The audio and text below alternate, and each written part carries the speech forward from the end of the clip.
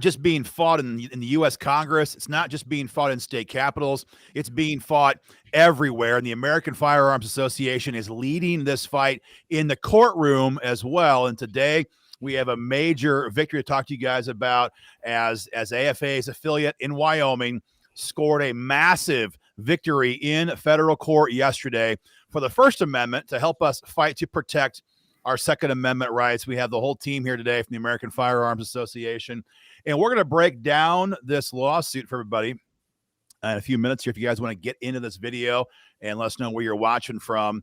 I think that there was a time back in the day, Chris, when we all kind of our primary focus was exclusively on politics in legislative chambers. But what we've seen now from the radical left, they know they can't win in Congress, and more of these fights are being fought in courthouses, federal and state, and AFA has been there in Missouri, been there in Wyoming, and we're going to keep being there to fight for gun rights in court as well as in state capitals. That's the dang truth. The radical left, the liberal left, the cultural Marxists masquerading as Democrats, they know that the more and more that they go woke, they're going broke in the state legislatures. They can't get their crap passed there. They can't get it passed in Congress. And the reason why is simple. Americans reject tyranny, and we reject their woke liberal stupidity. So they're increasingly going right to the courtrooms. AFA, all these state groups that you're watching on right now, we focus all the time on the state legislatures. The legislature is the most powerful branch of government. We've been absolutely hammering back now in the courts, and today we're super happy to announce this massive victory for gun rights, especially in the area of free speech. They not only want to take away your guns, they want to take away your right to even advocate for your gun rights by suing the heck out of us. Today, we have a huge victory. We wanted to talk about it with you, and we're going to explain it right here for you on this show. This all began, guys, because the Wyoming gun owners, AFA's affiliate out west, is so brutal, so lethal, Yes. so aggressively effective in the primaries that after the 2020 elections was over, the word got out across the entire state. If we don't deal with these gun owners, they're going to cut off the heads of all of us, politically speaking, as these elections keep going. It happened in 2018. It happened again in 2020. And so they passed a brand new campaign finance law. The minute we saw it, we knew it was BS. We knew it was unconstitutional. We knew it would not pass the First Amendment scrutiny. And so we ignored it. I mean, basically, we ignored it. And they then came back after us after the elections in 2020, and they demanded, wait for this, folks, they demanded the list of every one of our members in Wyoming. They wanted their names. They wanted their addresses. They wanted their contact info. They wanted to know how much money they gave in the fight for gun rights. I think everybody knows in a post-Kavanaugh world what cancer culture tactics mean. Exactly. And so we all looked at this. AFA looked at this. Our Wyoming group looked at this, and we knew this would only be used to attack the hell out of our members. And we flat out said no. Again, after Kavanaugh, there's no more pretense left. They want names and addresses only so they can harass the hell. Call your boss. Call your employer. Call your friends. What you're saying, Chris? For those of you who don't know, I mean, what like causes all this? What caused us to go to court? AFA, all of these state level gun rights organization pages that you're watching on, we not only are involved in the legislative process, we're not all, trying to push for gun rights bills or push back against gun control bills. We aggressively, more than any other entity on the Second Amendment side of the aisle, we aggressively go after these people like dogs on a freaking bone at election time. And folks, there are political careers convulsing in the gutters of history all over America because we go after them so hard and viciously that at election time, gun owners just destroy those political careers. There's a lot of politicians who are no longer in office because these organizations expose the hell out of them at election time. These legislatures, the legislators themselves, they hate that. So they're always trying to pass what we call gag act legislation. They want to stop.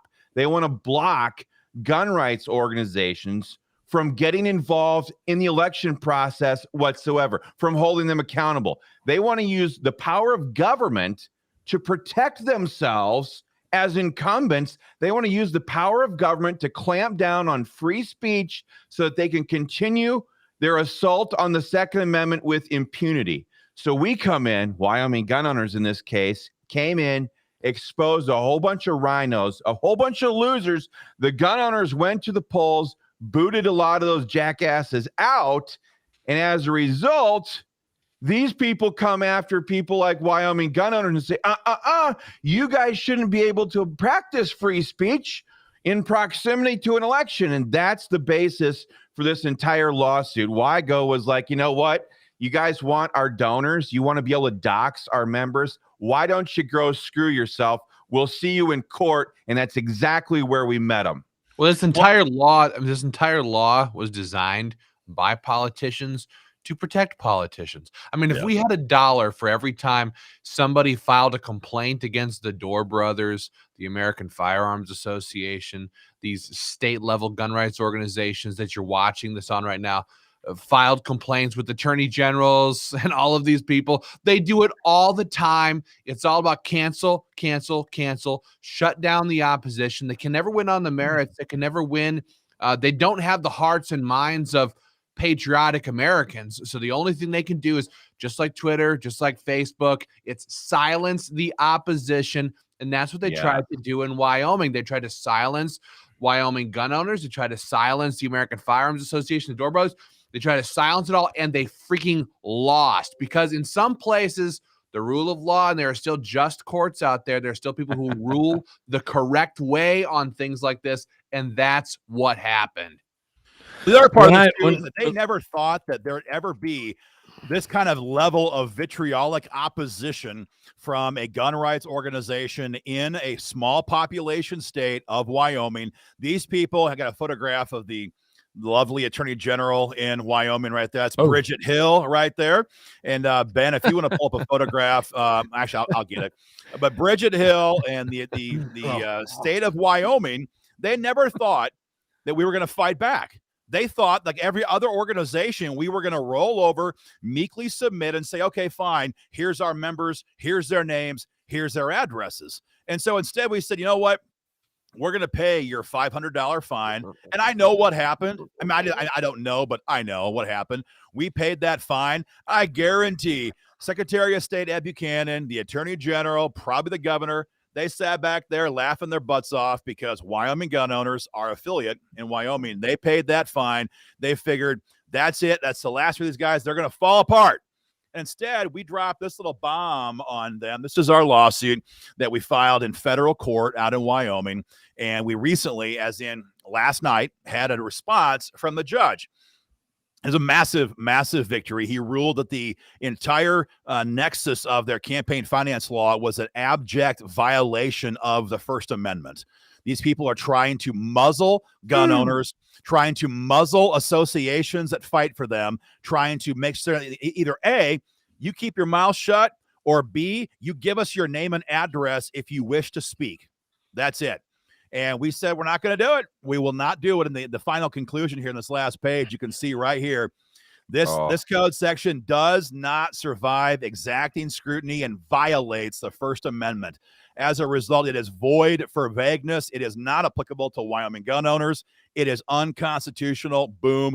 That's what you call a clean sweep when it comes to a legal attack in federal court. And so I think it's just really, really huge for gun owners because this fight, it's not just in Congress or just in the state capitol anymore. AFA is fighting and winning everywhere, including federal court. That's why you guys have got to be involved in this fight today as a member of AFA.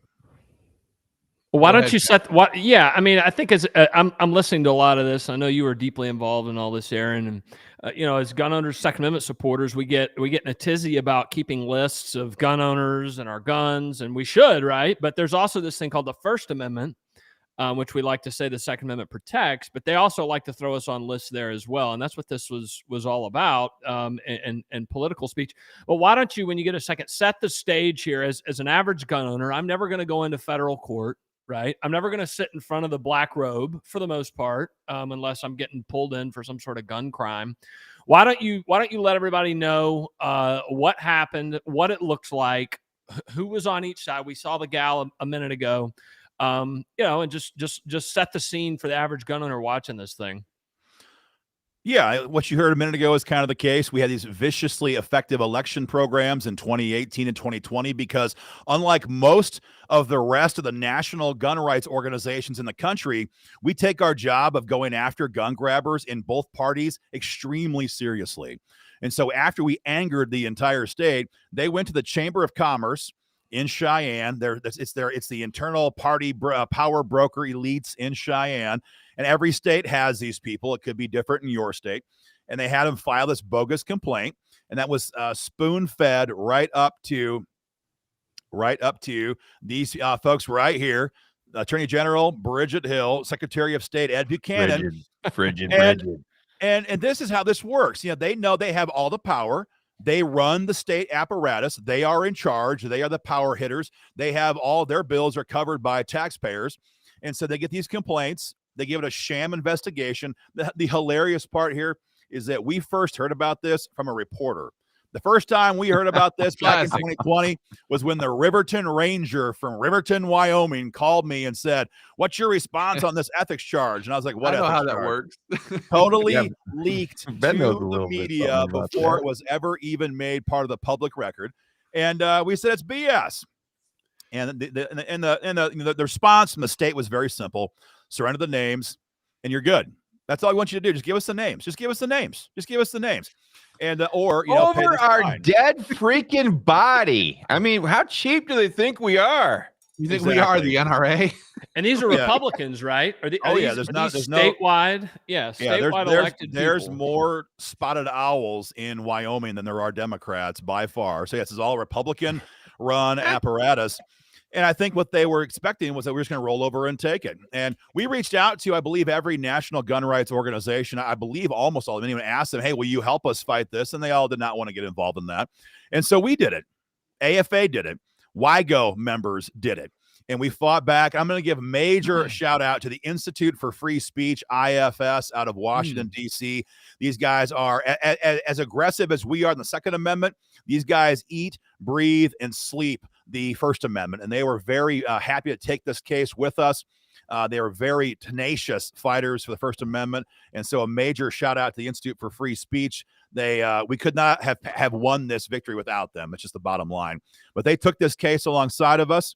And we fought back for the last year and a half.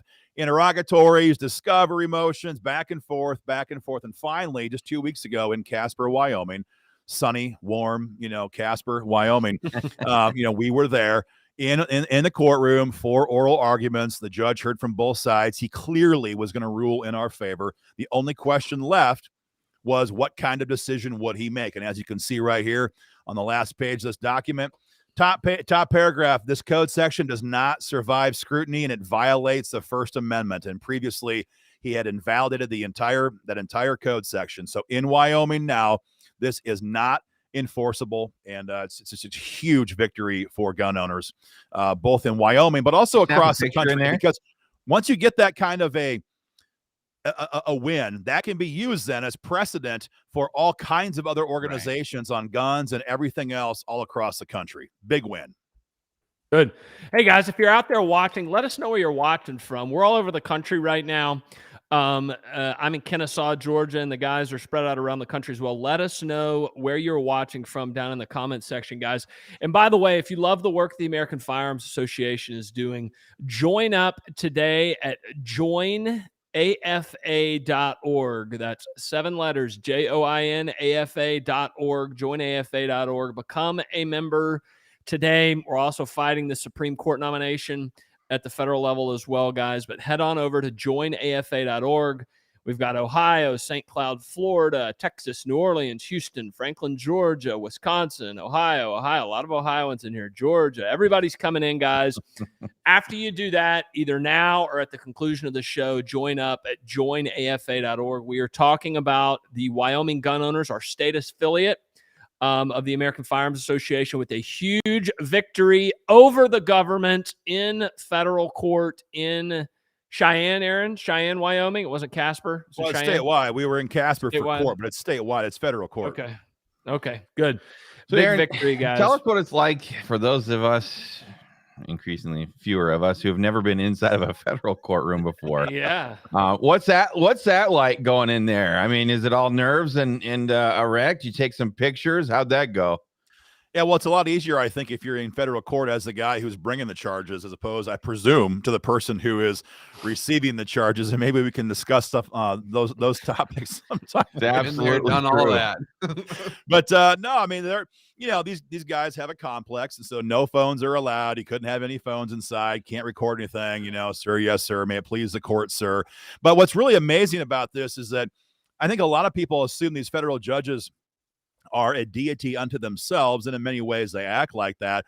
But what caught me repeatedly in the hours that we sat there in Casper recently was that what Trump did on the Supreme Court is reshaping the First Amendment fight, and it's going to go on, folks, for decades to come. Because when the state of Wyoming brings up all this precedent about how we have to comply, our legal team with the Institute for Free Speech could respond and say, yeah, oh yeah, really? Yeah, that's all before the Supreme Court ruled just last summer in the AFP case out of California that there's a much more protections necessary for the First Amendment and for free association. So what we're seeing in court is these guys want to be tyrants, but Donald Trump put 3 people on that court that have reshaped the entire narrative when it comes to our First Amendment freedoms. And we're going to see more and more of these decisions, I believe, at lower level courts, like where we were in the federal court. And we're going to see more and more of these where they have to protect our right of free association more. They have to protect the First Amendment more. They have to stop these disclosure laws, these gag act rules more and more and more. So it was great to sit there. Couldn't record it. Would have loved to do that. But just to watch these wannabe tyrants, the state's legal team trying to force the judge to see things their way. And our legal team could respond and say, yeah, but all these cases from Trump judges all across the country and the Supreme Court, it's reshaping the entire conversation right now across the country.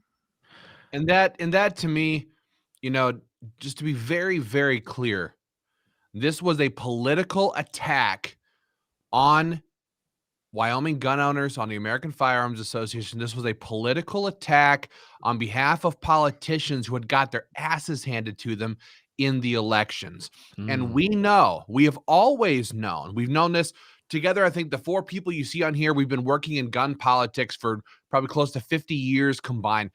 We know that when we push this hard, that when we fight hard for our members, for freedom, for our country, we will win. But with winning, with those victories comes pissed off power brokers like Wyoming, like these politicians, like these attorney generals. I'm telling you, we have had more investigations, more politically motivated hit jobs and attacks on these organizations than you can imagine.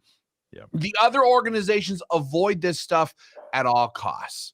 They'll never go that far. They'll never go far enough to win. They'll never go far enough to make these politicians mad, make these governments mad, these attorney generals and these governors. They'll never do that. And that is why they don't win. We keep winning and we keep getting attacked, but we're winning now. We're even winning now on these federal court cases. This is spectacular stuff.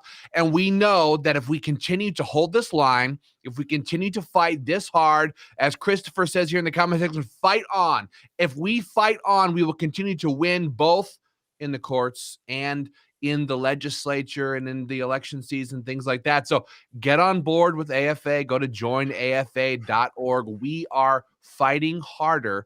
We can tell we've been doing this long enough. We can look at other organizations and see the precise point where they chose not to go all the way, where they chose, we're going to go this far to make a nice scene for gun owners, but then we're going to back off lest we make anybody mad. We don't want to make anybody mad. We can see where those pressure points come and where other organizations back off. We don't. We continue to fight. That's why Ohio just passed constitutional carry with Chris leading the fight with the American Firearms Association, and Ohio gun owners passed all the way through and signed by Mike DeWine. Nobody else led that fight. Every other organization is claiming credit for it. yeah. No doubt. I'd love to do that. Every national organization is sitting here going, we backed that bill. We backed that bill. No, we rammed it through. And that is what we do. So go to www.joinafa.org, become a member of this organization today on the heels of this tremendous victory in Wyoming. This is great stuff. I also just to butt in here for a second. I also want to let everybody know who's watching this. The reason why AFA and WIGO fought this so hard, and some people might sit here and think, well, my goodness, it's Wyoming. How bad can it be compared to where I'm watching from Philadelphia right now, or from Atlanta, Georgia, or Raleigh, North Carolina, Columbus, Ohio? The reason why we're fighting this there, why we're fighting it everywhere, is because this legislation is everywhere. It's in almost every state legislature in America. I'm fighting it right now. The members of Ohio gun owners are fighting it right now in Ohio. It's called it was introduced by Representative Diane Grandel. It's been introduced in the Pennsylvania legislature. And this is a concerted effort by the left to try to dox gun owners across the board. They want to expose, they want to get their hands on these lists. Remember back in the day when we had to fight so hard to get the newspapers and the database of concealed carry permit holders removed from the law? Remember those newspapers were publishing the home addresses of every. That was 5, 6, 10 years ago. Imagine what they would do now to your business, to your personal life, to all these different things if they could get their hands on the lists of gun owners who are funding the protection of gun rights. We have so many members of this organization, of all of these organizations that you're watching on right now, that are members of the law enforcement. They're cops. A lot of them are cops that are directly in opposition to what their FOP, Fraternal Order of Police, or whatever associations that are advocating against gun rights, that are in the state legislatures, lobbying against our freedoms. They would love to do this because they want to attack American culture, patriotic culture at every single level. And this is why we fight it so hard in Wyoming. What happens there, I'll be able to sit down with Diane Grandel in the Ohio State House and say, look, your bill is a bunch of bullshit. We beat it in Wyoming. We'll beat it here. We will beat on you. We will beat on everybody else that supports this bill if you continue doing this. It's unconstitutional. You know it. I know it. Everybody knows it. But I know what you're doing. Same with the Pennsylvania and all these other state pages that you guys are watching on right now. This is a nasty issue. It's an issue, quite frankly, that you will not hear gun owners of America talk about. They're totally silent on this issue. NAGR, of course, the NRA is totally silent on this crap. They're too busy fighting their own lawsuits about corruption in New York right now. But nobody else fights these fights because nobody else can think 5 steps ahead or 5 feet ahead, let alone 5 steps ahead. But these things are on a collision with the worldview of freedom, and we cannot sit these battles out. We can't let these fights get won by the left, because if we do, maybe we won't pay for it, but our kids damn sure will. Yes. It's all about momentum. It's all about momentum. It always has been. You look at the constitutional carry fight, right? We had 2 states when AFA, our first state groups, got going years ago. We have 25 states today. We have all these states that are pushing Disclose Act, Gag Act laws now. And so we know what we fight and win on today will help all the rest of these states that we're engaged in. I mean, Chris, you mentioned Ohio passing constitutional carry. For those who haven't seen the news yet, Indiana passed it last night. And in the news articles that I was reading, they talked a lot about how the fact that Governor Holcomb, who is an enemy to gun owners, he publicly praises red flag laws, for heaven's sakes. Governor Holcomb basically had no choice. Why? Because Mike DeWine was forced to sign this into law in Ohio.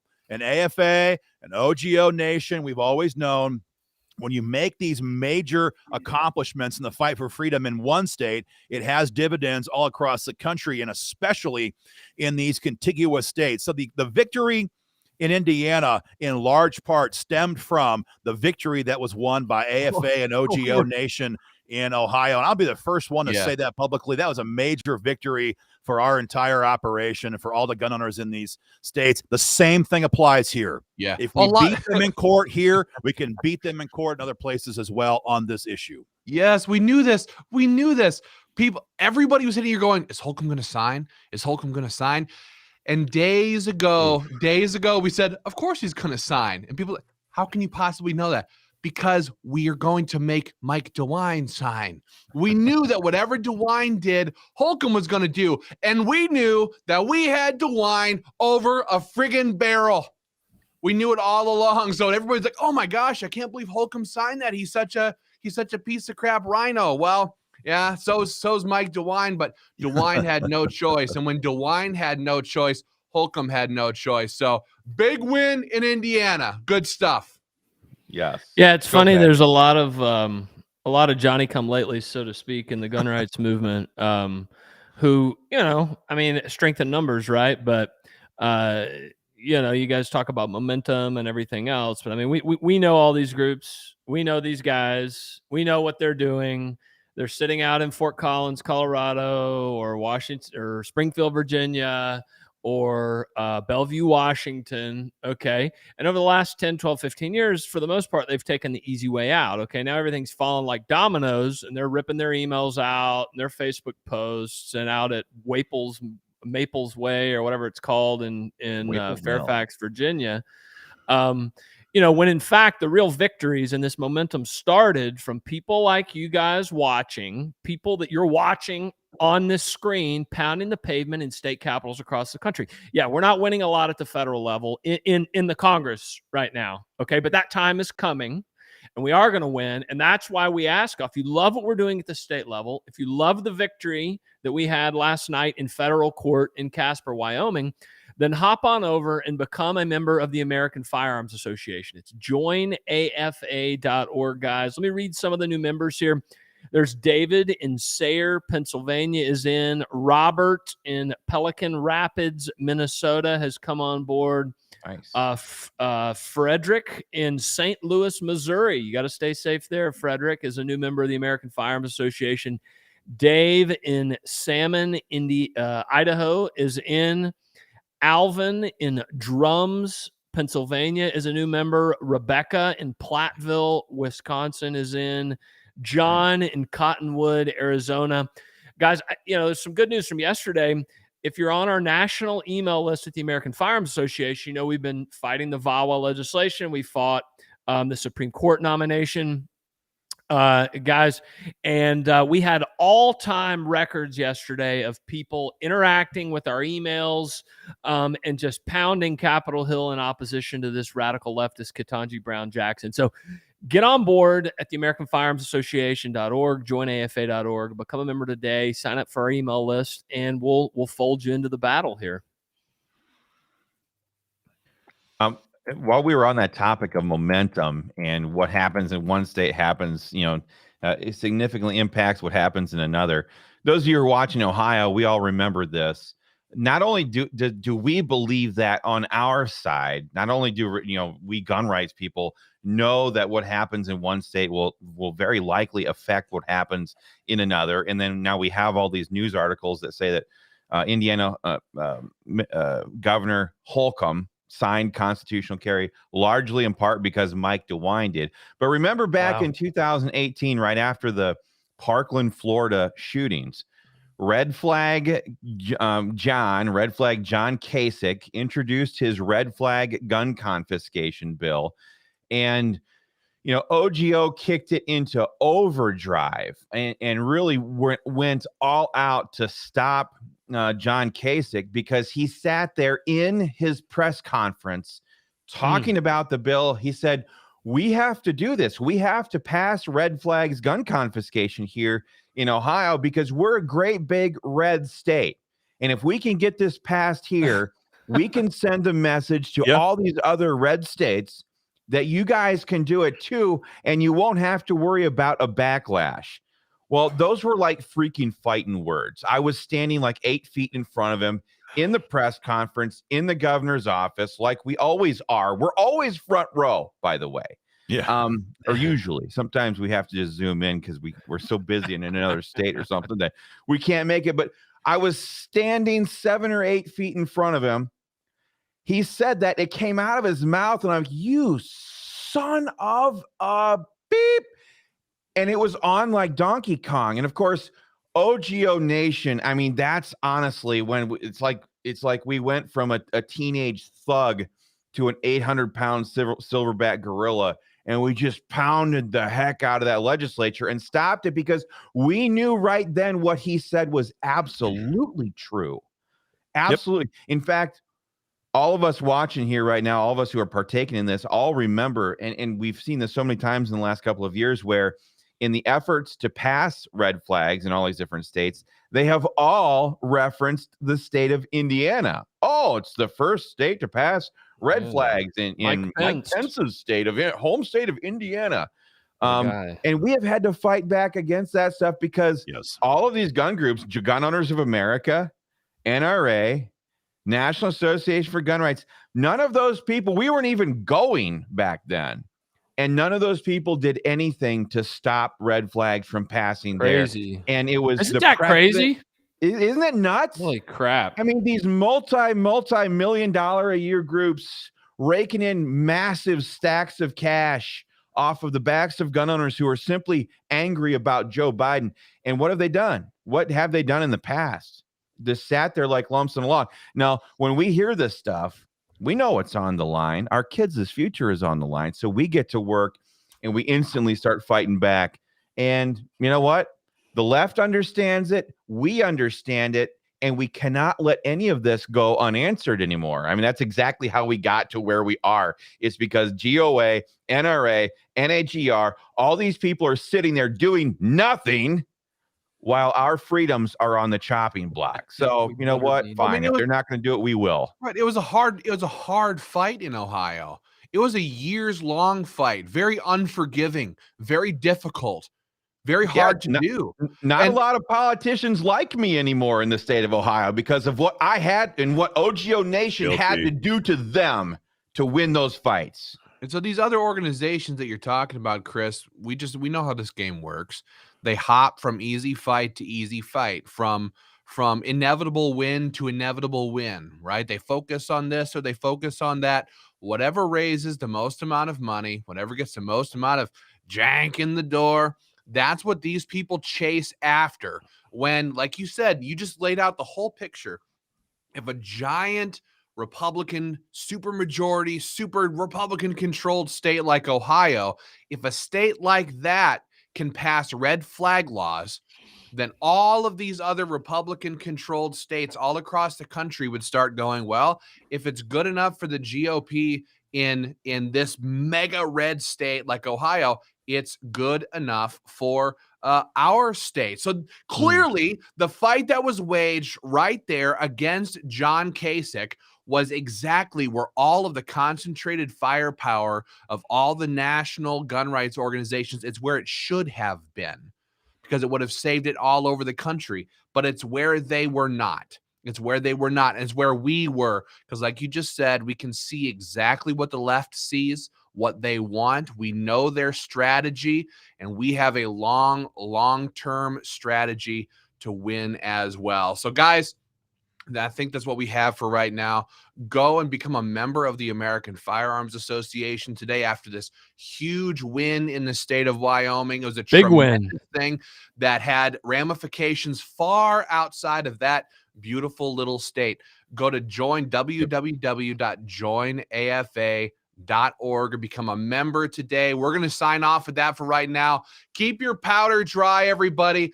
Fight for our freedom. Fight for the Second Amendment, for the future of our country. Thank you for tuning in, and we'll be back with another update very, very soon. Take care, guys.